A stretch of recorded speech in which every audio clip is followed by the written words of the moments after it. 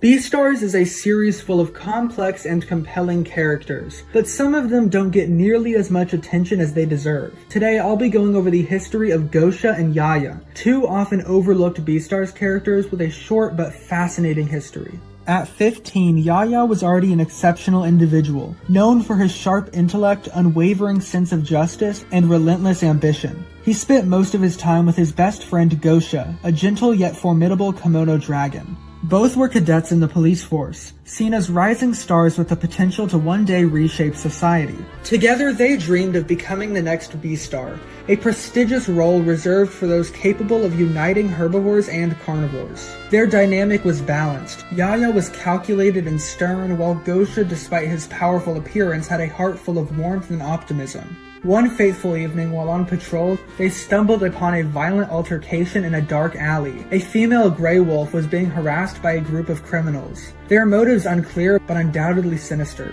Without hesitation, the two intervened, subduing the assailants with their combined skills. After they saved the gray wolf, Gosha found himself captivated by the wolf's piercing eyes and fell in love. Yahya, on the other hand, viewed her as only another civilian they had saved. Just one of many. He didn't realize that this moment would mark the beginning of the end of their partnership. Over the following weeks, Gosha and the wolf, who introduced herself as Toki, began to spend more time together. Yahya noticed this shift. Gosha became distracted. His once unwavering focus faltered. Then Gosha made his decision. He would leave the police force, abandon their shared dream of becoming Beastars, and start a family.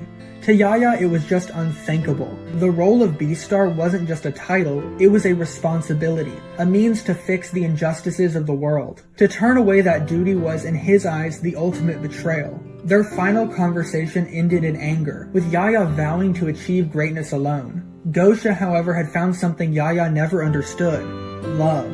He and Toki built a quiet life together, and soon they welcomed a daughter, Liano, into the world. She was a rare hybrid, a mixture of a wolf and a kimono dragon. Her appearance was unlike any other. While Gosha adored her unconditionally, the world was not so kind. Hybrids were often treated as anomalies, outsiders who didn't belong to either side of society's fragile balance. Tragedy struck when Liano was still young. Toki passed away unexpectedly, leaving Gosha alone to raise their daughter. He did everything he could to ensure that she never felt unloved, but society's hate was louder than his reassurances. Liano grew to resent her appearance, unable to reconcile her mixed heritage with the beauty standards forced upon her. No matter how hard Gosha tried to make her see her own worth, the self-loathing ran too deep. One day, unable to endure it any longer, Liano took her own life. Gosha was devastated, crushed under the weight of losing both his wife and his daughter.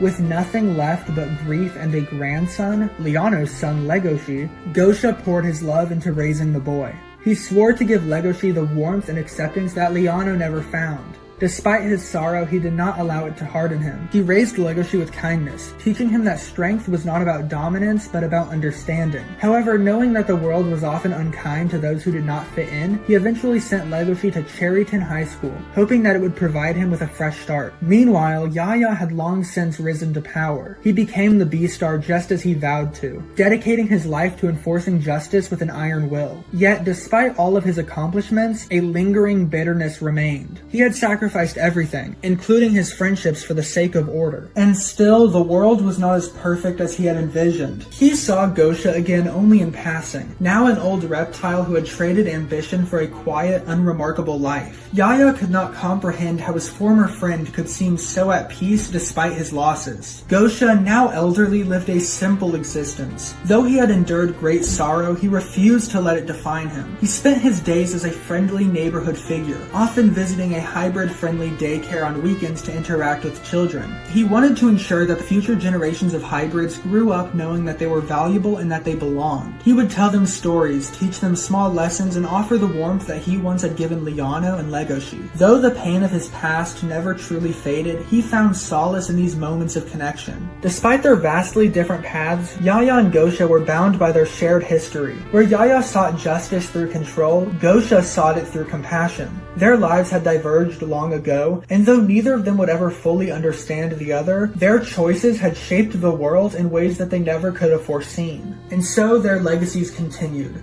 One in the form of a ruthless Beastard striving to protect society through force, and the other in the gentle hands of an old Komodo dragon teaching children that they were enough just as they were. Two visions in the world, forever at odds. And that's the brief but fascinating backstory of Gosha and Yahya. I'd love to know your thoughts in the comments, and thank you all so much for watching.